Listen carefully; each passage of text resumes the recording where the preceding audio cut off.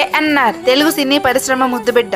ఈయన 1923 సెప్టెంబర్ 20న ఏలూరు ప్రాంతంలో జన్మించారు. సాధారణ కుటుంబంలో పుట్టిన ఏఎన్ఆర్ చిన్నప్పటి నుంచే కళపై ఎక్కువ అభిమానాన్ని పెంచుకున్నారు. దాంతో సినిమా ఛాన్స్ కోసం హైదరాబాద్ వచ్చినప్పుడు తనకి యాక్టింగ్ పై నమ్మకం తప్ప ఎలాంటి బ్యాక్గ్రౌండ్ లేదు. ఏఎన్ఆర్ 1941 తన మొదటి సినిమా ధర్మపత్నిలో చిన్న వేషంతో అలరించారు.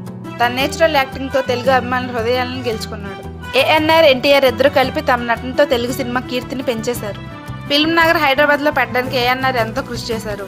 ఏఎన్ఆర్ మూవీస్ దేవదాస్, ప్రేమ్ నగర్, మిస్సమ్మ, మాయాబజార్, తెనాలి రామకృష్ణ అన్ని 1 by 1 సూపర్ హిట్ అయ్యాయి. ఏఎన్ఆర్ తన నేచురల్ యాక్టింగ్ తో అందరినీ ఆకట్టుకున్నారు.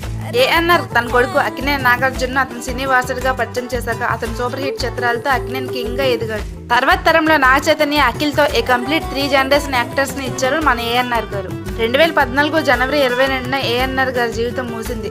తన సినీ కళ ఎప్పటికీ తెలుగు అభిమానుల గుండెల్లో ఉండిపోతుంది. కంటెంట్ నచ్చితే సబ్స్క్రైబ్ చేయ గురు.